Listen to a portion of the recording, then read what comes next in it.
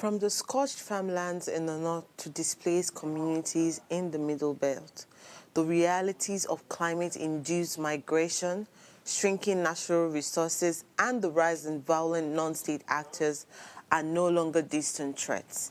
We are and very clear that these are present dangers. But how exactly does a drought spark violence? Why are heather farmer clashes now national security issues? And what are the long-term implications for our armed forces, our food systems, and even our democracy? Well, these are part of the questions we would be asking, and this is where I welcome you to Politics Uncensored, where we peel away the layers of silence and speak truth to power. Our goal will always be to provide a platform for open and honest discussions where experts and everyday citizens like you can share your perspectives and insights. It's your favorite show, and we have an expert guest who will be discussing this conversation with me. I'm your host, Okikiola Taiwo Jalopo. You can call me the polyhumanitarian, and of course, I'm here to make political discussions accessible to all. Every of our episode is all about you, so be a part of the conversation every Mondays, Wednesdays, and Fridays to add your voice to this discussion. You can also head on to our YouTube channel at Official Upgrade TV. Follow us on all our social media platforms showing right now on the screen. Hit that subscribe button, like, share, and invite your friends to join the show now. Our phone lines are also open to you. You can call us on 070-2500-7749 and 070-1424-2420.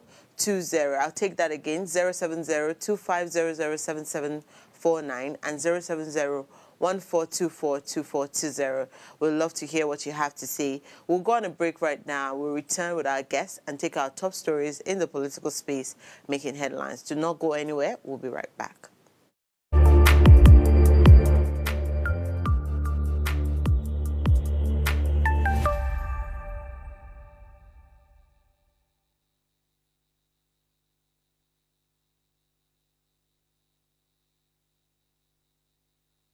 You are still watching Politics Uncensored, and today we'll be discussing the impact of climate change and banditry on national security. We're shining the spotlight on a crisis that often slips through the headlines, the dangerous intersection of climate change and banditry, and the quiet war it's waging on Nigeria's national security.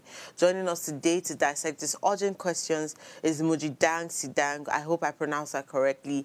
He is a respected security and governance expert with years of experience in conflict analysis and community resilience frameworks. This conversation isn't just about the environment. This is about lives, livelihood, and leadership. We will unpack this uncomfortable truth Nigeria must face and fast. Well done, Mujidang. Good afternoon. Good afternoon. Thank you for having me. Thank you. So I hope I pronounced your name correctly. Could you help me with that? Yeah, sure. You got it right. It's Mujidang. Okay, right. Wonderful, wonderful. Thank you very much. So before we go into our hot topic for today, I would like to hear your perspective about one of the top stories in the political news making headlines. And the story says, end bad governance protest, no justice for victims 1 year after. And that's Amnesty International talking about that. It says that 1 year after the Nigerian police used lethal force and carried out mass arbitrary arrests of peaceful and bad governance protesters, the authorities have failed to ensure justice for victims and survivors. The organization made this disclosure in a statement on its website and social media handles today.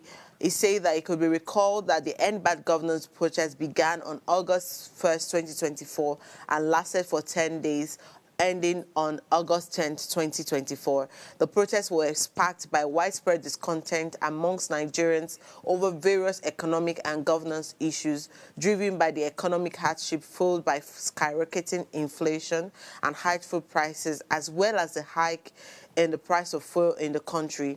The protests, which saw widespread participation across major cities, turned violent in some areas due to clashes with security forces, resulting in fatalities, and arrests. And according to the Amnesty International investigation, the Nigerian police killed at least 24 people between the 1st of August to 10th of August 2024 in Kano, Jigawa, Katsina, Borno, Niger, and Kaduna states. Several protesters were also said to have been convicted, allegedly based on bogus charges, while trials continue in Abuja, Kano, Jigawa, Katsina, and Kaduna states. The Nigerian authorities are yet to take appropriate and effective measures to respect, protect, promote, and fulfill the rights to freedom of expression and peaceful assembly, said the director of Amnesty International Nigeria, Issa Sanusi, in a statement. The End Bad Governance protest may be over, they have said, but the fight for justice and accountability continues. The Nigerian government must be held accountable for its actions, and those responsible for human rights abuses must be brought to justice. I want to hear your perspective about this, because it's saying here that some protesters were tortured and punished with starvation while in detention, leading them to collapse of minors facing trial before the Federal Court of Abuja on November 1. And I remember very well that I saw a video of some children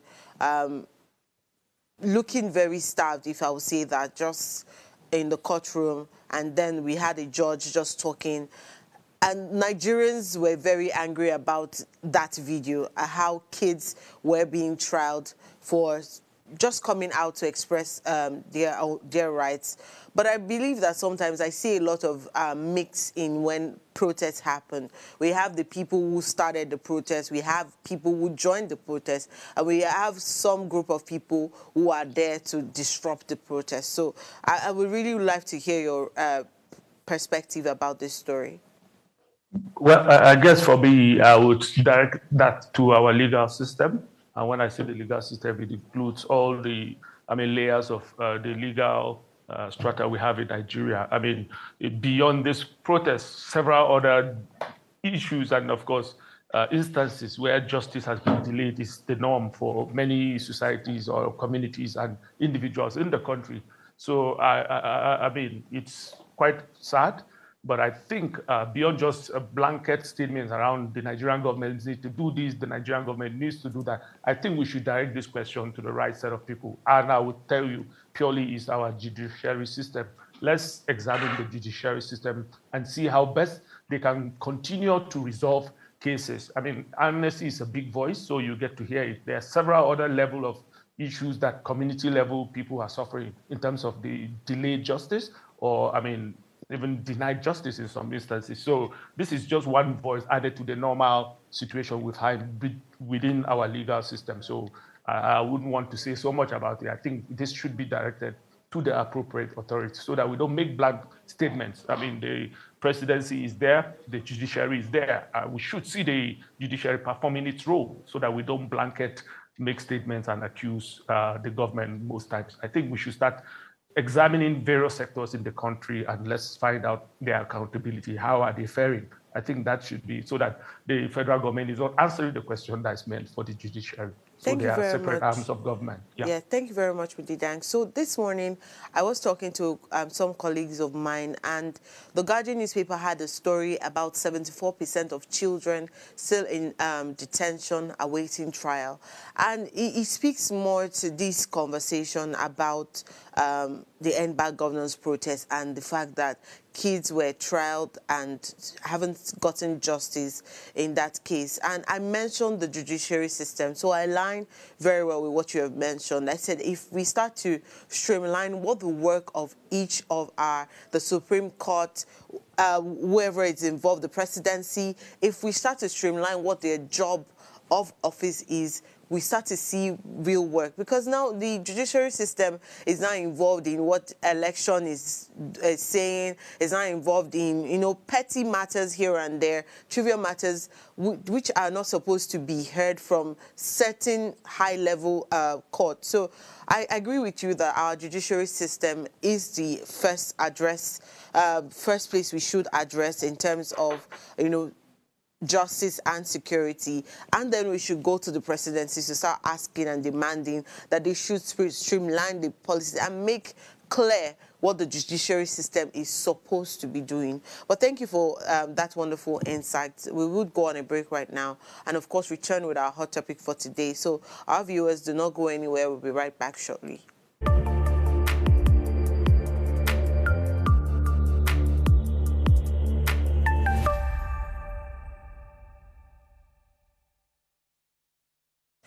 Thank you for staying tuned. If you just tuned in, we are discussing the impact of climate change and banditry on national security. And in the last decade, Nigeria has witnessed a silent evolution of conflict, one no longer driven solely by politics, ideology, or ethnicity, but a far less visible yet deeply destructive force: climate change.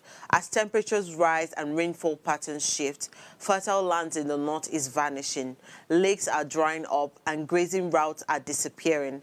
This environmental strain has set off a chain reaction, forcing others southward, sparking deadly crashes with farmers, and creating competition over dwindling natural resources. At the same time, armed banditry, once dismissed as isolated rural crime, has exploded into full-blown terror, especially across the northwest and north-central regions. Thousands have been killed, scores of school children kidnapped, and entire communities razed. Now, a critical question is surfacing: is climate change fueling the banditry crisis? And if so, why hasn't Nigeria developed a coherent national security strategy to confront this growing threat? Experts say this convergence of environmental stress and violent extremism is not coincidental. It's a ticking time bomb. Yet, public policy, security planning, and even the media remain largely behind the curve. Our phone lines are open to you because I would love to hear your insight on this conversation. You can call us on 070-2500-7749 and 070-1424-2420. Of course, I have Mujidang here to also have this conversation with me. So, Mujidang, let's first start with clarity. How does climate change directly or indirectly create fertile ground for insecurity in Nigeria?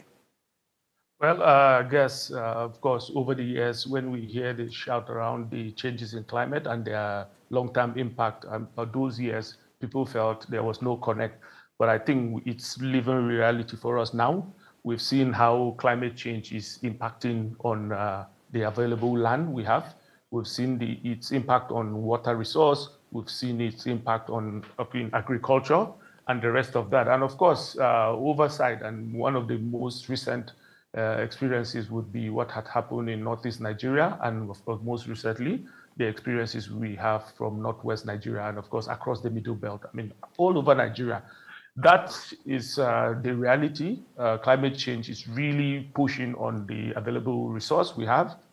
Climate change has made significant negative impact on agricultural production. So it means there's scarcity of food to a large extent. And then, of course, even for crops to thrive, that has been greatly impacted. And of course, in a world where competition seems to be the order of the day, where people need to compete to make a living, you find out this has resulted in clashes amongst pastoralists and farmers. You find even within communities, community clashes occur because communities want to get or maximize the boundaries within their confines. So boundary clashes occur. So that has also over time generated a lot of conflicts, not just in Nigeria, but all over. So it's an established fact that as climate change continue to impact negatively on the continent and of course the world over, there's going to be increasing instances of conflict between communities. So intra-community conflicts, inter-community conflicts, and of course across region. That would be the result. So it's established and it's a living reality. So people want to protect the land they have. People want to protect their water resources. People want to protect their green vegetation. And of course, other impacts could be on several other facets of life. Thank you very much, Minidan. When we talk about climate change, people naturally associate it to other things other than how it leads into this conversation, how it has fueled banditry, because banditry has been traditionally seen as a criminal issue for the longest. Now, could you cite that at what point did it become a full-blown national security threat? I would act like I don't know, because sometimes our viewers also don't get the catch of when it started, and they think that maybe it started like yesterday, or it's just something that they should display. So I would like you if you could tell us at what point it became a full-blown national security threat, and how this climate stress especially is linked to the escalation of the banditry issues that has now become a worldwide thing for us. Well, I will just use the typical example with Northeast Nigeria. We all are aware of the Lake Chad basin. And of course, Lake Chad is one resource that we share amongst those countries within the basin. And over time, that has continued to shrink. The business activities on the Lake Chad, which include fishing, farming, has been impacted. And of course, things like resources. We know there was an exploration on the Nigerian side to prospect for oil in the Lake Chad basin. Those are just two that are very clear and, of course, in the public knowledge. That, over the years, seemed not to have any impact. But, of course, with the shrinking of the Lake Chad and the desertification across the Lake Chad region, we are now aware that countries around the Lake Chad had, of course, had pressure. Sometimes the conflict from these resources could be generated, like the Boko Haram, for instance, which started within and had a religious phase. But of course, we all now know where the Boko Haram remnants or the ISIS remnant or the insurgents decided to move towards the Lake Chad. For them, it's also to be able to benefit from the resources within that Lake Chad. And we've had some of these conflicts associated with some of the business opportunities that they were tapping. There were quite huge speculations around them trying to take over that Lake Chad so that they could also explore the possibilities of benefiting from the oil that was explored within that region. Farmers, fishermen around that area, we know at some point they were paying taxes to the insurgents. That's to tell you the commercial nature of that region. And of course, why the Boko Haram as a group has also tapped on that to also ensure their survival so that they also get some economic advantage to be able to sustain, whether it was just purely ideological pursuit or some other economic pursuit. And most times these are not, they are always in a complex. There are quite a couple of issues that would relate to one another and cause these conflicts. But of course, in the case of Northeast Nigeria, and of course, recently in Northwest Nigeria, where the mining of gold and other precious minerals has also attracted banditry. We are all aware, and we've seen videos, we've had testimonies of people around how this generated over time. We've also noticed the presence of international interest in some instances where foreigners are also called in to, of course, mine or explore or take advantage of these natural resources. So that's, for every trip to come on. And sometimes we assume communities don't also understand these dynamics. They are the ones living with this. So you will not tell anyone in Northwest Nigeria or in Northeast Nigeria the issues that are based in their communities, whether it's Madagali, in Adamawa, or Egoza in Borno State, or in the cases of issues around Katsina and Sokoto. You will not be telling people in those areas why and what are the causes of these conflicts. They understand it. I think as peace practitioners, as experts, sometimes we are too quick to assume that some of the knowledge we have from a distance should suffice for these communities. You need to have a conversation with people from these communities and you understand they know the issues. But of course, because they are not also in control of security, they are not also control in, policies. They lack what to do in those instances. That's why it's always coming back to federal government to say you should front in terms of managing these conflicts. But to do a proper analysis of these issues, you must speak and include those communities. And they are the ones that understand the dynamics in those conflicts, why the conflicts first came to be, and how best to resolve them. So I think those are some of the basic understandings of how climate change is related to banditry, criminality, and of course the various violent conflicts we're experiencing in those parts of the country. Thank you very much, Miriam. Very insightful contribution there. So I would start from the government aspect. We are quick as Nigerians to always throw it back to the government. And you mentioned how even the government should start going back to these communities to understand first the severity of their conflicts and what is even causing it to start off. But most of the time we see how our policies are what shapes the kind of transactions we make. For example, in the Lake Chad, what kind of policies our laws are available for international investors to even the locals with transactions between the Nigerians and the other countries, and you have worked in governance and security. Do you think that our policies right now, we even see the constitutional amendment, people clamoring for that, and Ezekwesili still said this morning that we don't even need a constitutional amendment at this point. We need to write a new constitution. So do you think that right now our policies are evolving fast enough to adapt to these environmental stroke security nexus, or we are just still working in a limbo, assuming that our problems are not that deep? Well, I would be very practical with my response, and I would tell you, and you and I know, if you dare move to most, I'm not saying all, most government ministries on a Monday morning, I mean, all the work days, just try to go to the various government ministries and agencies and just run into those offices and see what's happening. Sometimes you will be disappointed. Because when you talk about policies, we have all the policies. I think at the moment, a couple of them might need to be reviewed, but you will be disappointed in the kind of response that we get from implementing these policies, because the people who are responsible for these are nowhere to be found.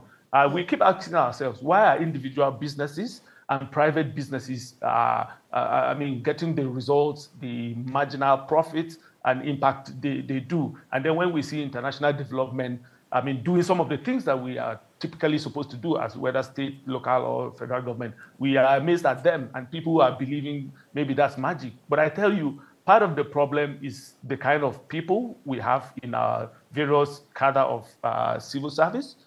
People are nonchalant about doing what they are meant to do. So we leave it at the hands of whoever does what. So even when we have these policies in place, the bigger question is, are they being implemented?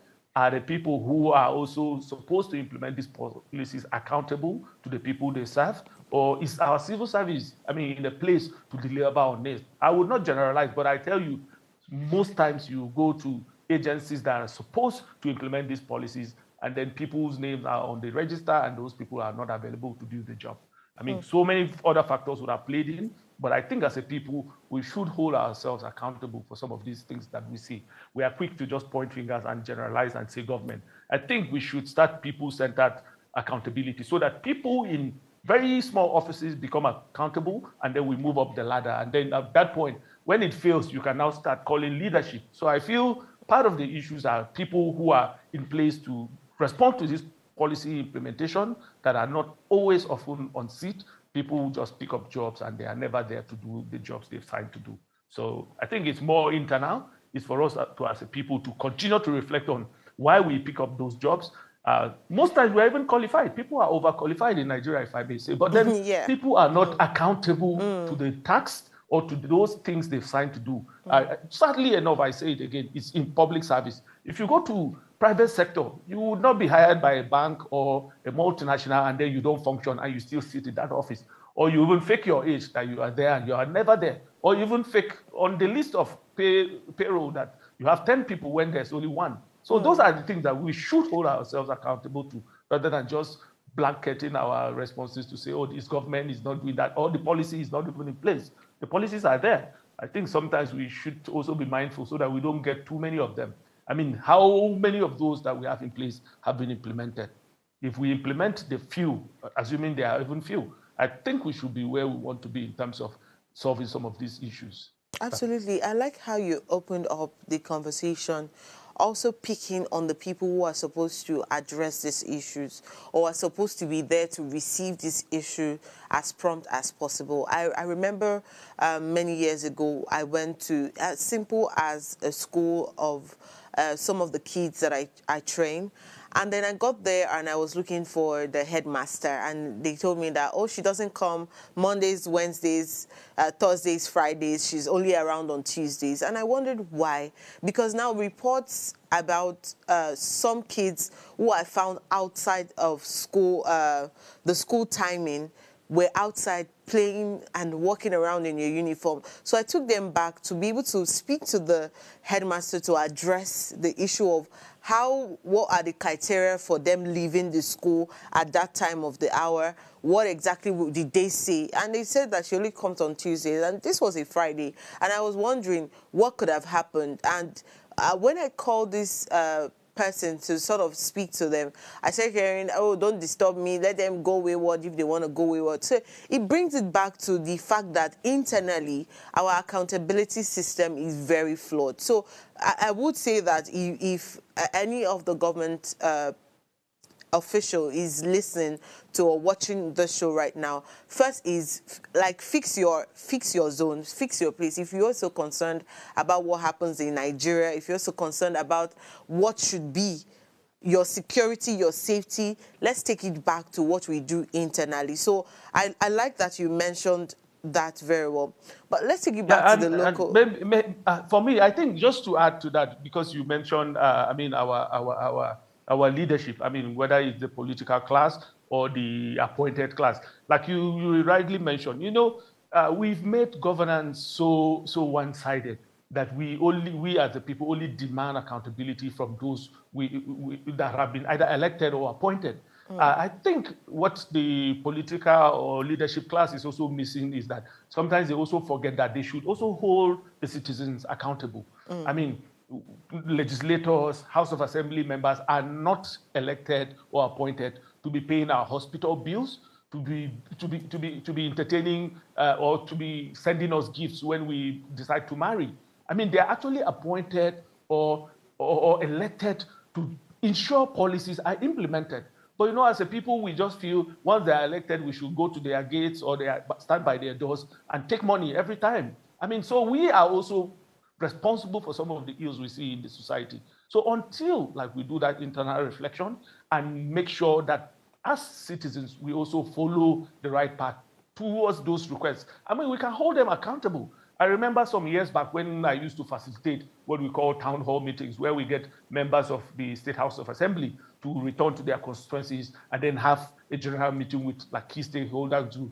That happened monthly. And you could see some of the pressure on those members of the House of Assembly. They were also feeling overwhelmed because individual requests, personal benefits, what communities were pushing towards them. But some of the things we decided then was that in those public meetings, let it be made clear that as a community, we can only approach these legislators or these elected members with issues that border on the communities. I mean, so that it doesn't also bring in laziness. People just wait that once I know someone who is elected, I mean, he will feed my family till the end of time. But I think it's high time that those people who are elected should be allowed to do some of the things we've elected them to do, so that we are not in a hurry to just go and ask for peanuts from their doorsteps. And of course, it's also the easy way out for them. If they decide to give the few that come around, so many people would, out of shame, never go to them. And then the whole things go bad and we all suffer. So that policy that would push for development in the general community would not come to be, because you've gone to take peanuts from those as individuals. And those peanuts most times are for you, whether for your family needs or for some personal benefit. So I think the elected or appointed officials should also find or use their constituency offices to ensure that people are also accountable. Yes, you've sent me there and then I've made these policies to work, but on your side, what are you also contributing to ensure that these projects or these decisions that are taken are being implemented? Until we do that, I guess it's going to keep being one side, and once it's one-sided, I don't think there's any headway towards progress. Absolutely, I completely agree with you, and I wouldn't even say more about that. You sort of wrapped up the whole conversation. But I want to take it back to our local communities, what's happening there. You mentioned how these people are at the forefront of receiving the backlash or the pain of whatever happens there. So how do you think that these local communities, especially in this conflict-prone zones, coping with this double threat, the climate and armed violence, do you think that they are being supported? And I'll cite an example. The president visited Benue State when we had the attack happened, where we lost over 200 lives. Now, the road that led the president to the community was bad, was flooded, was dilapidated, and we saw how it was almost unmotorable for any normal person to go. Even with the high-end cars that were used, the flood was massive. There was red sand everywhere. And we saw how even when the president went through that road, it wasn't even fun for the cars or even him to get to that place. Even though he used an aeroplane to arrive, he still had to go through that community like that. Now, these people are facing the issue of climate, where there's bad road, there's bad soil, there's bad rain, there's all of that. Now they're facing another armed violence. And I remember we had one guest come talk about how the security agencies there are acting more like observers rather than looking for ways to maintain peace. I'm trying to cite as many examples so you could help me connect them some way, somehow. And the president also came out after that to say that this thing is an internal crisis. So it would suggest that they come to like a panel or to a discussion where they are able to find balance between those two things. But the community is still experiencing violence till date. So how do you think that these people are, coping with this double threat from climate to armed violence, I would say? Okay, well, I guess it's no longer a story. And of course, across Nigeria, several other communities had suffered this. I started with citing what had happened in Northeast.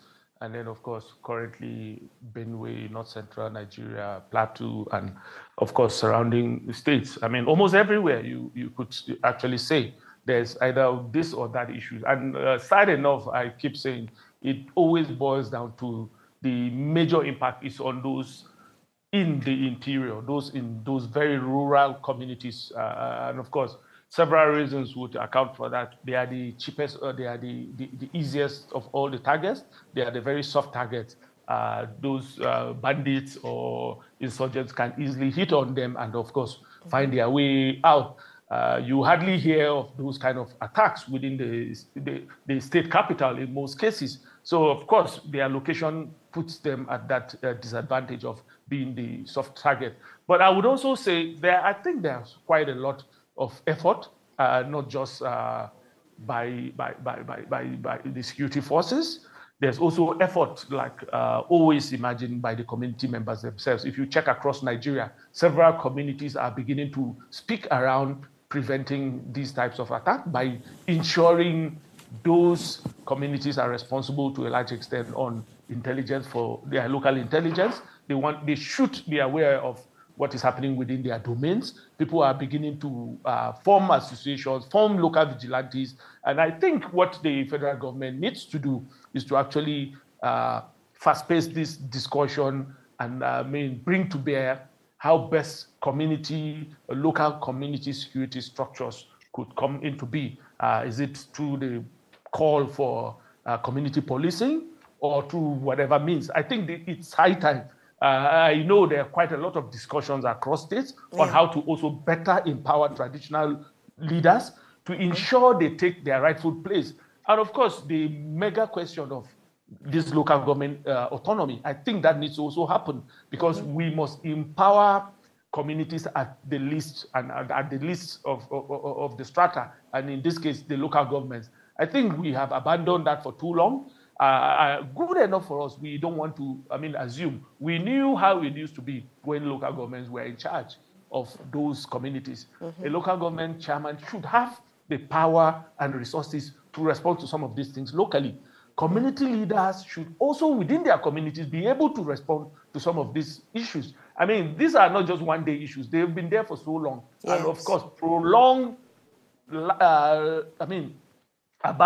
whether we are abandoning these discussions or we are not even resolving these issues has led to where we find ourselves currently. So I think there's a need to go back to the way things used to be in terms of strengthening local structures. And if local governance doesn't work in our context, I think there's a huge gap that would continue to allow for infiltration or for these insurgents or bandits to continue to attack these communities. And you could see that so many people are already living in most of our communities to come to the city center. In the past, when that happens, we say, oh, people are coming to look for white-collar jobs. But over time, people started believing that agriculture was the way, and they were settling home and then trying to build on those livelihoods. But of course, with insecurity, the larger fear is that people might want to leave those communities and move into the city center. And then that in itself is also a crisis waiting to happen. So until we agree to some of those critical push and requests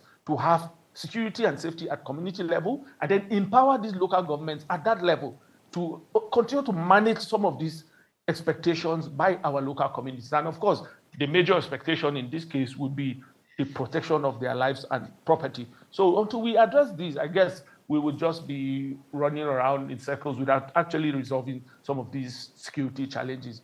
Sad enough, I would say again, communities are at the center stage. And of course, helpless communities in this instance are always victims to this. And of course, I think it's high time that those decisions that need to take the center stage should happen, and then we improve on community safety. Thank you very much, Mudidang. So we would go on a quick break and, of course, return, opening up this conversation more. And just to say before we go on a break that I am very glad that you are here citing the truth. Most times we find in many cases where people are in an illusion that Nigeria is working extremely well, and there are certain things that shouldn't be discussed or shouldn't matter. So I'm very glad that you are touching on different category of issues that could bring crisis, even if we leave certain things to thrive longer. So we would go on a break right now, and of course when we come back we'll go deeper into this conversation. So to our viewers, of course, do not go anywhere. We'll be right back shortly.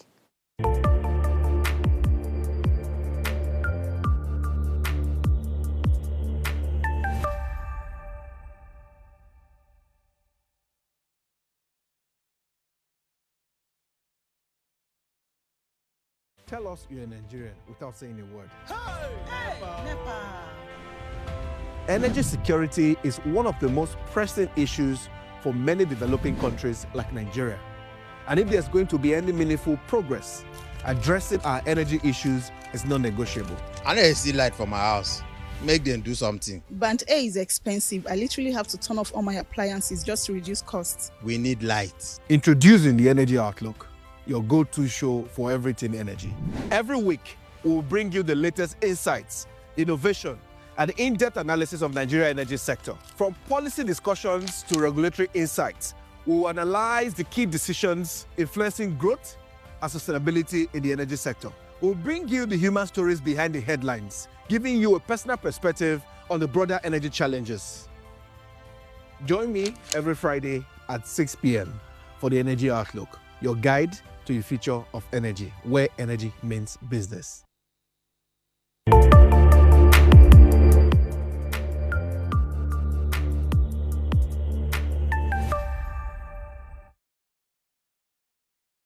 Welcome back to Politics Uncensored. If you just tuned in, we are still talking about the relationship between climate change and banditry and what effect it would have on our national security if we don't act fast. We still have Mudidang here, who has been giving recommendation, insights, and calling out the issues as it should be. But now let's quickly talk about the Nigerian military. We would give them the appraisal that they are doing their best. In many cases, I've seen videos of these people laying down their lives to, for the safety of Nigerians. But it sometimes seems like we could be outdated in some of the ways that we are operating or we address certain issues, especially when it has to do with climate-related security threats. So now, would you say that the Nigerian military and the security apparatus are equipped to handle climate-related security threats, or are we still operating in an outdated, conflict response model? Good enough. I'd had opportunity to work closely with the Nigerian military. I will tell you for free that the Nigerian military it's quite advanced beyond some of the things we imagine. I've had the opportunity to work very closely with them when I worked in Northeast Nigeria for about 5 years. so I know a bit about that. I mean, but beyond also taking up expectations beyond our shoulders, I think we should always reflect that the military we have is a reflection of our society. So there are also limitations to some of the things that the Nigerian military will do. And also not to forget that the military would not work in isolation. So the military is responding to an issue because they want to protect the lives of civilians. I mean, the war any military fights is not just fighting war because they want to send in ammunition or send in rockets across a landmass and destroy that land. They are actually protecting lives when those conflicts happen. So I guess to a like extent, I mean, I don't have a list of what technology the military will have or what they're using, but I will tell you that I've also had the opportunity to observe military in other countries around. And I think to a large extent, the Nigerian military has a fair share of its capacity, I mean, to be up to date in that sense. Well, I hope that, just like you have mentioned, that the Nigerian military is addressing the issue, although quite advanced than what we see or what social media is helping us to see. It's still how we should, in what ways we could help the Nigerian military also act faster and better. They might be limited in capacity to some extent, but I want to now include our involvement. I don't live in the North Central or the Northwest, but I believe that one of the best ways to address security issues or climate-related security issues is when the Nigerian military and the people are working together beyond just seeing maybe leader and subordinates, how they can work together to make their, how would say, to maintain peace more easy. I'm sure that in some of these local communities, they know where these people, these bandits are situated. They know when they operate. They must have seen a trend in operation, and from the intelligence, they can tell the Nigerian military how this has been, what has been done before their involvement. And so I believe that there should be collaboration to some extent. But how do you specifically think that we can collaborate with the Nigerian military beyond just giving intelligence? How do we work with the Nigerian military to ensure that our communities are safe enough for us to live in? Well, I guess we are already doing that. So I'll give you a case in point. I mean, when the insurgency in northeast Nigeria became very, very bad, and of course the military, as usual, was deployed, I guess the military also found out that there was value in working with communities, and of course the establishment of structures like the civilian JTF, where you find us civilian joint task force in northeast Nigeria works, I mean, hand in hand with the military. You've had hunters group also working with the military. You have community level people volunteering to provide information to the military. You know, the complexity of some of these military operations is that you need to also be careful. So even when sometimes community members are involved in working with the military would also make sure they are also protecting you. I mean, because they wouldn't want you to be out there, so that even within us who, I mean, the communities, we would have people who are also ready to also harm other community members that are voluntary, whether it's information or intelligence or helping the military to achieve the objective of providing safety. So the military, of course, will also want to expose you. You have the police community relations, opportunities where people become like volunteers to also support the work the police is doing. So in our communities, I think we're doing that already. We also have instances, and I've experienced those in northeast Nigeria, where you find out that sometimes this military, they are deployed to protect people, but because some schools, for instance, I've seen that happen in Madagali, when people left the schools and then the kids are in school, but you find out the soldier there trying to even teach these pupils just to learn ABC or 1, 2, 3 in their classes. They are humans like us and they want to also engage with us. And they've done several things. You see them doing outreaches. You see them building some of the bridges in northeast Nigeria were reconstructed by the Army Corps of Engineers. They had to put up those communities back so that people can access markets or they can access their homes. I've seen where the military has gone to do health outreaches in those communities.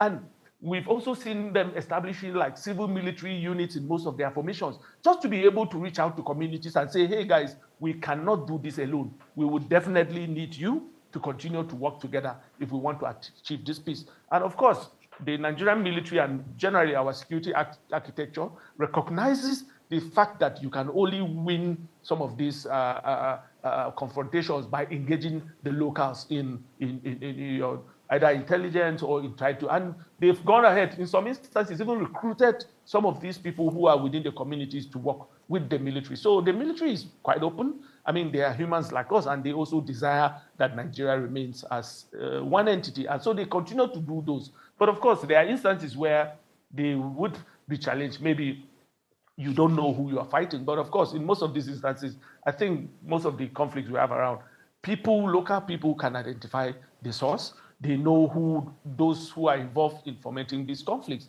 And I think to a large extent, communities have continued to volunteer to work with the military to achieve this. And it takes me back to my general question around the call and the push to have community level policing. I mean, the general call is that, yes, there's that general interest by our communities. People want that to happen, but I think the federal government needs to back up that with the resources, with the right policies in place to ensure that communities take further responsibility for their safety and security. I think that's just what needs to happen, so that also reinforces what the military, the police, and other security agencies have been able to achieve over the years. Yeah, and there's always that general call that if there's a need, maybe a proper evaluation and also increase the size of our security forces. I think that's the call, because over time, our population has grown, and there's all other sides. Some other calls say maybe we need to add more to the technology bit of it so that we can also monitor more and, of course, have more vigilance over the large span of our country landscape. I think that's some of the things that I've noticed over time. Okay, thank you very much. As we wrap up this conversation in some minutes, I want to quickly take you back to something you said about migration. And that sort of rang not the right bell in my head, because it started to bring certain questions with what safety means to us. So now some have argued that this environmental collapse may become the next trigger for mass migration, which you have also mentioned, that people are now starting to leave their states and communities to the urban areas, no longer for white-collar jobs, but now just for safety or for rest in that sense and for their family. So how likely do you think that this is, and what can be done, especially to prevent it from becoming an issue for other states to even to be able to harbor these people? I remember very well that I mentioned to someone that our borders are one of the things that are against us. Our borders are too porous, where people come in and go out without documentation, without identity, and we don't know. If they ask you who entered your community or who entered Nigeria 10, 15 months ago, we lack documentation in Nigeria. So what exactly can we do to prevent these from triggering the next problem that we will be facing beyond this climate issue? Well, I guess we have touched on some of the things, and of course that takes me back to where I was calling for more, to be able to see governance at the local level, where we would also empower our community leaders. In the past, those questions around who is traveling where, a community leader would tell you, oh, I have this number of strangers within my community. So that accountability or that role was resting with the traditional leaders at that point in time. But over the time, possibly several other factors, including politics, has also diminished that role from them. So I think part of the conversation that I've noticed in some states is that there's a need to also restate that capacity within our traditional leaders. And then, of course, if local governments are empowered, I think they would also better push for safety and security at that local level. So there are quite a couple of things that can be done. But beyond that, I think it's also high time. And like we said, if insecurity is the major cause for people to leave, if every effort at restoring security in these communities is established, I assure you that we will definitely have people returning, because all the land for agriculture and, of course, resource advantages are within those communities. So people will only move because they feel they are not secured. But I think if we take on the task of ensuring safety within these communities, that can help with this move. And of course, advancement, technology, and the use of better methods of farming, cattle rearing, and all those, which are already national discussions, should also come into conclusion, so that we begin to practice modernized system of farming, modernized system of cattle rearing, and of course, that would increase real over small space, and it will also lessen this tension around competition for land as a resource. And of course, provision of basic amenities. Communities need to have that water that they require. On the news yesterday, I saw a community, talking about 100 years of now having access to drinking water in Nigeria. It was quite touching for me. Like, there's somewhere people don't have potable drinking water for over 100 years, and they were celebrating it when the governor, just commissioned the water project. That's sad, even though it's a happy thing for that community. But the last 100 years is several years ago. So we should go past that. And it takes us back to that issue of governance. I wouldn't accuse all communities, but I know there are places that monies meant for those projects were actually shared to a few individuals within those communities, and they kept quiet. So it's the entire community suffers, a few people, and most times, unfortunately, those people who are living in the cities are the ones who have access to these monies that are meant to develop our local communities. So they take it to the city, build mansions, but those within those communities are left to suffer. So it's really sad, but we have all the problem, but I think as a country and as people, we also know the answers. But then the willpower, the push, and then the self-accountability I spoke with earlier should be able to get us where we need to go. People should be responsible for all the jobs they've signed on to do. People should be able to deliver and also be able to be accountable. If you receive a salary, ask yourself, this salary I'm receiving, have I actually worked as I've committed and signed onto the job to be able to get this? When we do that accountability check, I assure you most of the things that we want to get done would be done. And of course, that leads to a better society. So these things we're seeing today are not just happening overnight. It's because of failure in several other systems, and that has taken several years to get us here. Absolutely. So we would need to retrace and also commit back to ensuring that as individuals we're accountable, as organizations we're accountable, as government we're accountable, then we begin to see the fruit. Otherwise, whatever effort people put in place, you will not find it yielding any fruit. So it's Thank you very much, Moji Dang. We have run out of time. Thank you so much for your presence here. As we draw the curtains on today's conversations, one thing is very clear: climate change is no longer just an environmental issue. It's a security threat, an economic disruptor, and a national emergency hiding in plain sight.